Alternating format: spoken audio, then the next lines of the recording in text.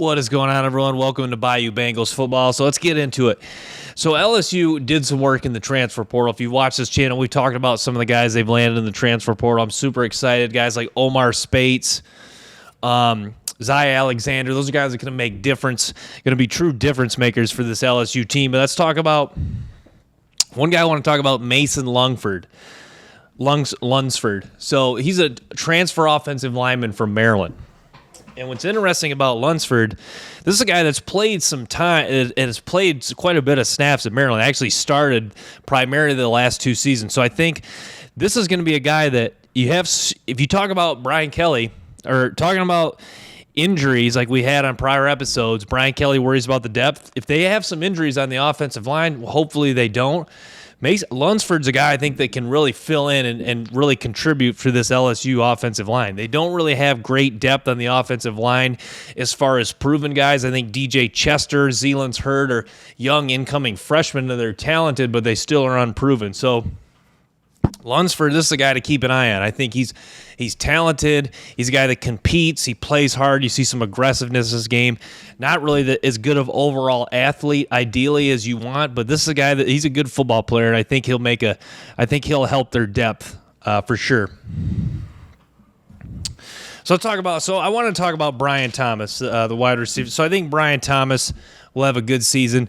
I know some people have went back and forth about Brian Thomas, but to me, Brian Thomas concerns me a little bit because I don't think he necessarily is like a true impact receiver. I think Brian Thomas is the perfect go-to guy, like the high floor type of guy that can make catches underneath, just kind of like that safe target. I don't think Thomas offers a lot as far as a vertical threat, a big play, dynamic playmaker, but I think Brian Thomas will be a good player. I think he's ideally for LSU, and I've kind of touched on this, hopefully Kyron Lacey becomes the strong end wide receiver 2, and then Brian Thomas becomes the strong wide receiver 3. I think that's what Brian Thomas is. He's a strong wide receiver 3 option. But he's a guy that can play on the outside. He's a true outside guy with his size. Does show some run after the catch ability. So yeah, Brian Thomas, I think he's gonna play a role in this LSU offense. We'll just see how he does this season. Some of the younger guys I want to touch on. Ryan Yates, a safety out of Denton, Texas. Dates, actually, they played him a lot at corner in high school. I think this guy that could play corner or safety, and I really like his abilities. Another 4-star recruit. It seems like LSU landed a million 4-star recruits, but that is part of how SEC teams are so good. Like Georgia, Alabama, it's like, yeah, you talk a lot about the 5-star guys, but it seems like they just land 4-star guys for days. So, yeah, Ryan Yates, excellent player. Good side-to-side movement, good overall athlete. He's got hands to make interceptions. You see some ability to jump up and create pass breakups. So, yeah, I think this is another guy that could fight for some playing time right away. Christian Bradawile, yeah, he's another guy, linebacker, 4-star. So, yeah, I mean, and Ricky Collins, too. It seems like they just have so many 4-star recruits that they landed. So, you talk about Womack, Zealand's Hurd, kind of highlight the top-level guys they landed, but there is some depth to this recruiting class. It's not just high-end level players. They really found I think there's going to be few of these 4-star guys that really have big seasons and really become good players for LSU, and people are going to be saying, why didn't people talk about them more? But Trey Holly, another guy, 3-star running back, I think he's got more upside than people. Well, I was going to say more upside than people think. I think people are aware of how good Holly is. I think he was just kind of got the 3-star ranking partly due to his size. But yeah, we're just kind of continuing to talk LSU, the high-end players. So, yeah, press conference, SEC Media Days were fun. I think, yeah, the read is on Brian Kelly that I think he's excited. I think he's up. I think more so with anything. I think Brian Kelly is up for the challenge of this season. I think he understands that this is a year where this is going to be a good football team. I would be shocked if LSU really falls off a cliff and has like a 6-7 5-win season. I think the odds of that are I think there's a better chance of LSU winning the national title than them falling off and being like a 5-6 win team. So I think Brian Kelly understands that they have a chance to do something special here, but a lot of things need to come into place.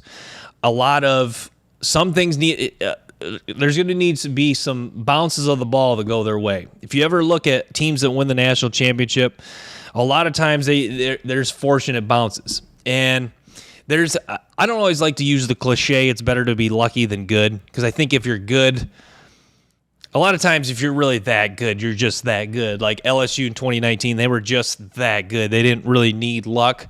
But if you look at I guess this isn't the best example because they didn't win it all, but 2013 Auburn had a couple miracle plays. You know, the kick six, the tipped pass that was caught for a touchdown. I know Auburn didn't win it. That's not the best example, but the point I'm trying to make is to get to a national title game, sometimes it's going to need some luck. And kind of like the Alabama game, not that the 2-point conversion necessarily was lucky, but you're going to need – it's lucky in the sense that if they don't get it, obviously if they don't get it, they lose the game. So you're going to need some breaks to go in your favor. And you're going to need to beat Georgia as far as, I've talked about this with other LSU fans on Reddit.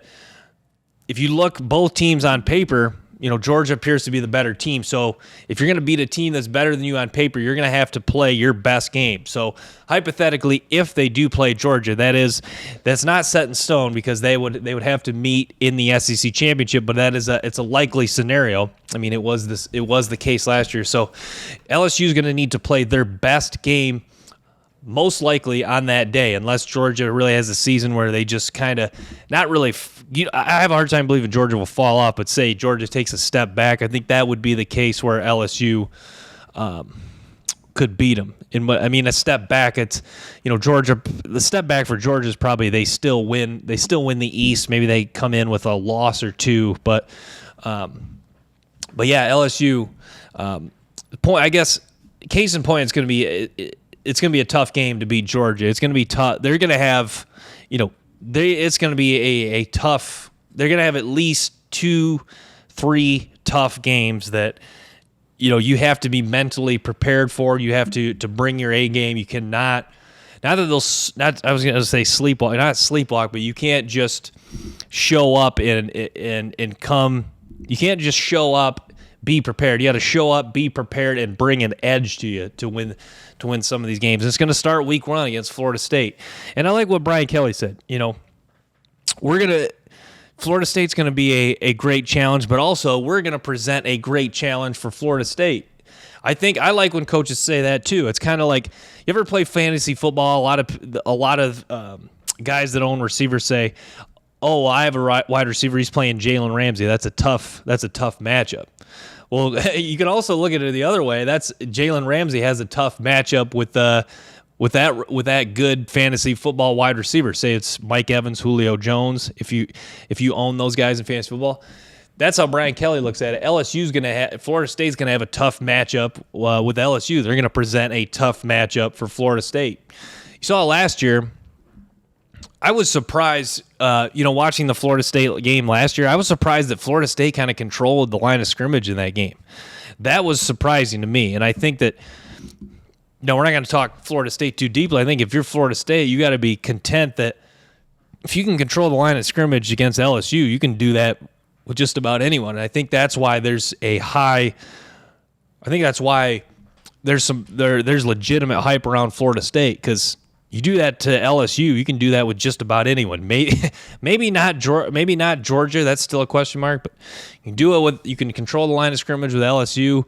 You got athletes to match up, and you're in the driver's seat as far as you can make it to a national championship. But yeah, with LSU, we talked some of the impact guys. I think. I've said it a million times. I'm so excited to see Mason Smith out there. It's kind of what, you keep talking about it so often. You keep talking about Mason Smith so much, it becomes one of those things where it's like, you're almost like setting yourself up to be disappointed if he has like just a good game. You've as much hype as there around and expectations for Mason Smith. You hope that doesn't devalue all the good things or some of the good things he does this season, because Mason Smith is going to be a really good player, but the hype around him that he's going to be an absolute game changer for LSU, which I think he will be. But everyone, he's kind of penciled in as the number one defensive tackle off the board for next year's draft. So all that hype, I think you don't want to set him up to, like, say he opens up the season of Florida State and he has a good game, but he's not, and they win, but he's not really like a key part to the win. You don't really want to derail any performance. You got to, I think, with that game, you got to, maybe that's the one game you kind of maybe want to tamper your expectations with Mason Smith and just say, it's really good to see him out there again and see him healthy. But yeah, so playmate Malik Neighbors is a stud at wide receiver and one of the top wide receivers for next year's draft. On the defensive line, there's so many guys on the defensive line that I think LSU fans are excited to see how they perform. Jacobian Gilroy is a guy who he's got some ability. We'll see if he can really shine this year. Greg Penn at linebacker. I think Penn's a guy that I think he's a really good rotational linebacker. We'll see how he does when he gets on the field. They need him to play well this year. The secondary, who really bursts out, I think Major Burns. The key to LSU secondary is Major Burns, because Major Burns, a talented defensive back for LSU. This is a guy who has dealt with some injuries, but when he's healthy, he's capable of doing some nice things out there. So hopefully Major Burns is healthy for the full season slate, because this is a guy who I think could legitimately be a really nice player on the LSU defense. They just need him healthy for a full season. But yeah, they're talking a lot about running back. We've talked Logan Diggs. I think Logan Diggs is, if there's one guy that really kind of bursts out at running back, I think it is Logan Diggs. I think Logan Diggs may have the most upside of any of the running backs on the LSU team, because you kind of keep,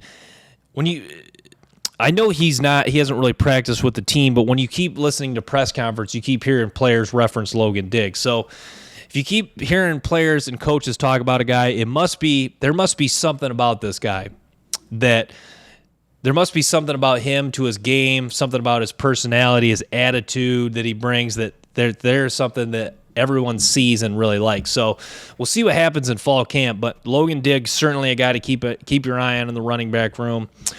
John Emery Jr., Josh Williams, Armani Goodwin. So yeah, even though the LSU running back room kind of doesn't get as much credit as it probably should, it's a talented group nonetheless, and a lot of depth. So, but yeah, I mean, and then at court, Jaden Daniels, I went back, kind of watched the tape on Jaden Daniels, and to me, as a coach, I kind of like the way he plays a little bit conservative.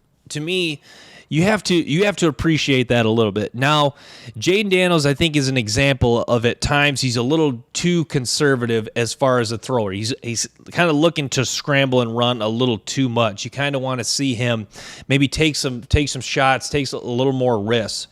But yeah, Jaden Daniels, as far as an athlete, outstanding. I mean, he's as good a scrambling quarterback as you will see in college football. And like we've touched on with the Heisman odds, I think he is a guy he is a guy that could really stand out to voters on a really good team. Like, say LSU does win the SEC championship, you got to believe that even if Jaden Daniels doesn't have like a eye-popping stat line, you got to believe that he's going to have a good stat line. Like, it's going to be a season where not a lot of interceptions, so not a lot of plays where you can really kind of just really take away from it, and there's going to be probably a lot of touchdown passes. He probably sets a career high in touchdown passes, because that's usually kind of how it goes with a team. If a team has a quarterback who's been good, and then the team and the quarterback play very well. Maybe they're like a national title contender. You usually see that quarterback have his best stat line statistically. I know that kind of is the case for just about all positions on a national title team. Usually that's always the player's best statistical season, but I think that certainly will be the case for Jaden Daniels, and it might be a season where he could maybe not double his touchdown passes from last year, but really maybe have like 5 to 10 more this year. And you see him, and the improvement is evident when you watch LSU's games. But yeah, the wide receiving core, good depth overall. Malik Neighbors, Brian Thomas, Kyron Lacy. Kyron Lacy is the guy that I think LSU fans are begging to break out. Once again, like I talked about, everyone's talking about Logan Diggs breaking out a running back. I think all LSU fans are begging Kyron Lacy to be the breakout guy, become the high-end upside, big playmaker, kind of like Justin Jefferson. I reference Justin Jefferson because he wears the same number. So I think LSU fans are hoping Kyron Lacy becomes that guy at wide receiver. But yeah, I've touched on some of the incoming freshmen. Shelton Sampson Jr. He's a guy I really like. There's a couple other guys. I think one of those guys really bursts onto the scene and has a big time year for LSU. But yeah, both the true freshman running back are going to be very interesting. Trey Holly and Khalif Jackson. Khalif Jackson has a really good overall skill set. Trey Holly, when I watch him, I go, he's a guy that I kind of just put his height to the side for a minute. You see 5'8", and you immediately raise some questions. But he's a guy that, watch the tape, put aside the height for a minute. You look at, can break speed to break long touchdown runs, check. Can make people miss, check. Run with power, check. Acceleration, burst. I mean, it's all there for Trey Holly. You see that he's one of those guys where, yeah, he's a 3-star, but everyone's kind of talking about him in kind of like everyone's talking about him as if he's a 4-star, 5-star that's going to come in and has a chance to make an impact right away. I think those are the guys where, those are the 3-star gems, the guys like Holly where maybe there's a slight deficiency. Is like for Holly, it's the height, and maybe there's some question marks. Obviously, a lot of the question marks are the height, but then you get all the buzz, and he's a guy that probably comes into fall camp, really tears it up, and he's a guy where you kind of just forget all about the 3-star recruit for a minute. You're like, man, the skill, what you see is what you are getting from Trey Holly, despite the height concerns. But yeah, I mean, LSU's offensive line, I'm talking about Mason Lunsford, the transfer from Maryland. LSU's offensive line is going to be really good. And I love that Brian Kelly was content with them having a full returning starting offensive line. Will Campbell just an absolute beast. I think Will Campbell takes another step and really improves this year. Emory Jones, certainly a talented tackle too. So having bookend tackles is awesome. I know as a Lions fan, it's a game changer. Sewell, Taylor Decker.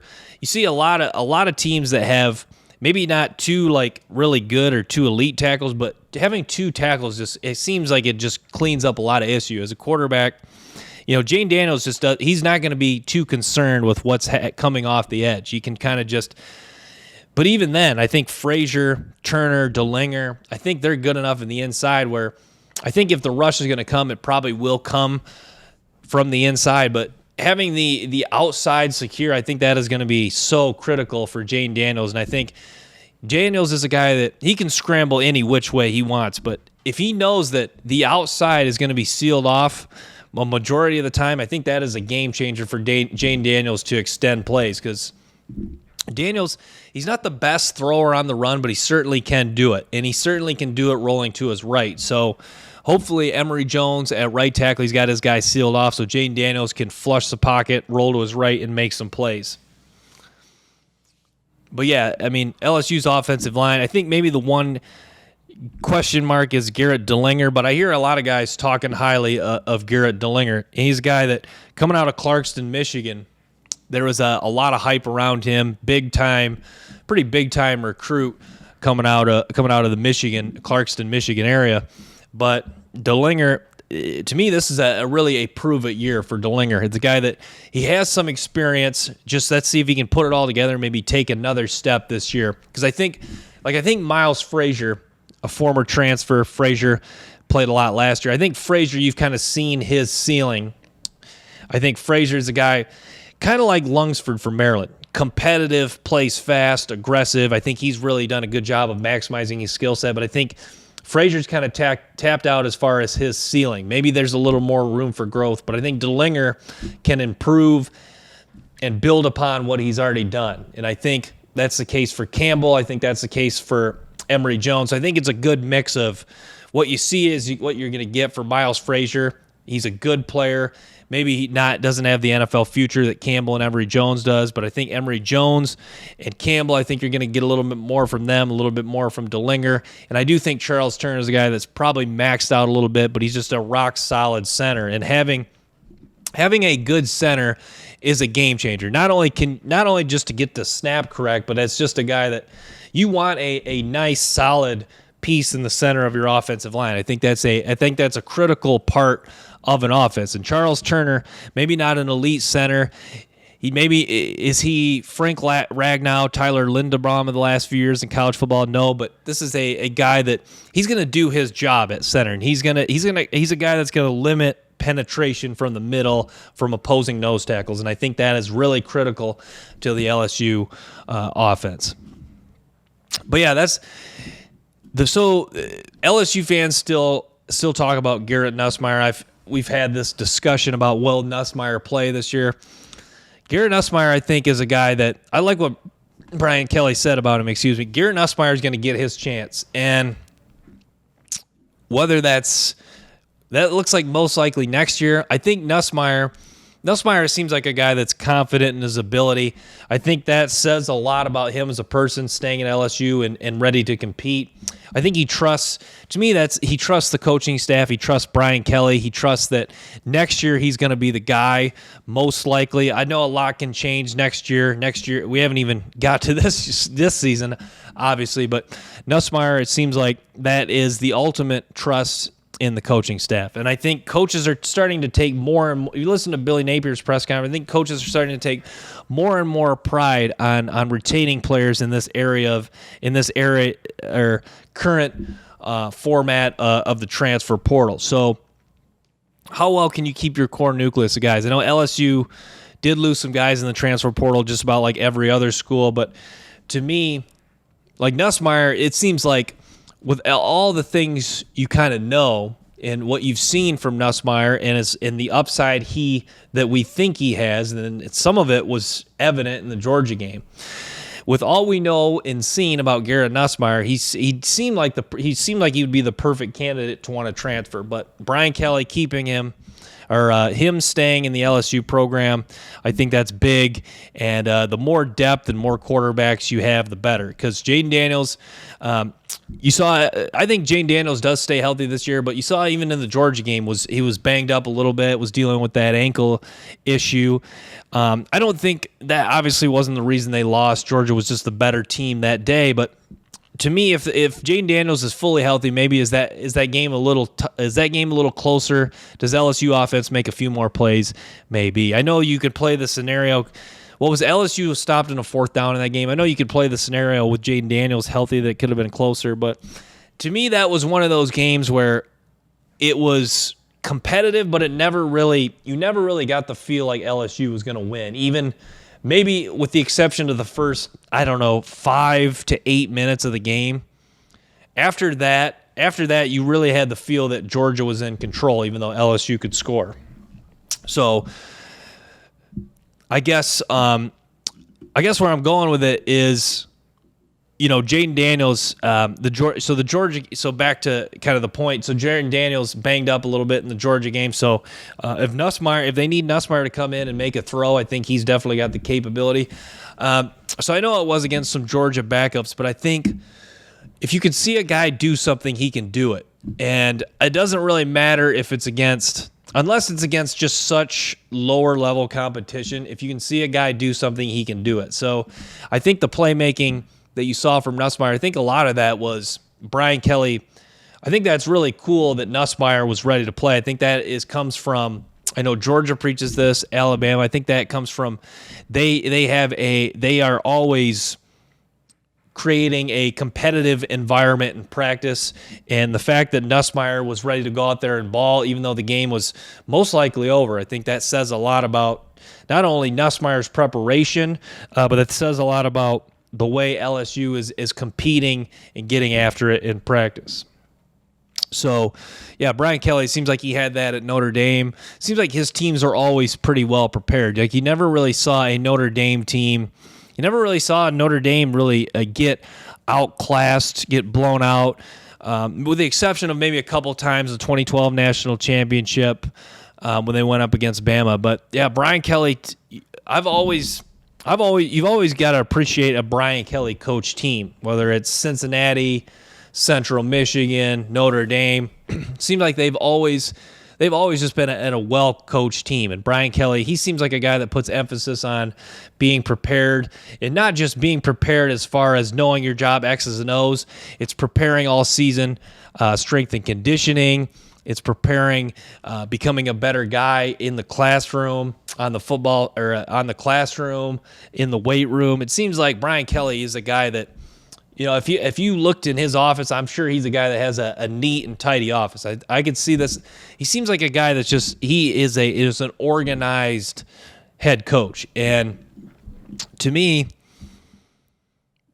I mean, I think his experience speaks for itself. Obviously, the more experience you have in life at something, the better.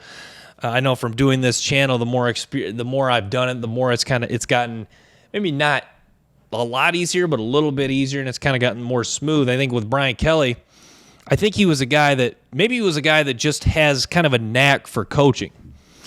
And what I mean by that is, so I think some guys just kind of have a knack for coaching, knack for making guys better, knowing how to push guys' button, knowing how to get the most of players, knowing how to develop players. Obviously, that's his why, like I've reiterated.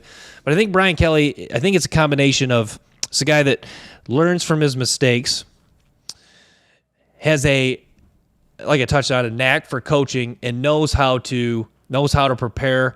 I guess the point I'm trying to make is, yeah, Brian Kelly, he gets it as far as all things necessary to be a winning head coach. You see that with Nick Saban. I think you're starting to see that with Kirby Smart. I think Kirby Smart, not necessarily a young guy, but I think he's still a guy that's learning as far as how to combine everything so your all systems go. So, yeah, Brian Kelly, now 36 years in, obviously has learned a lot about how to work with players, other coaches, how to keep staff, how to find talented staff, how to recruit guys, how to develop players, how to develop NFL caliber players, how to make guys grow as young men. So, to me, he's done a good job of hitting on all those aspects as far as becoming a good coach.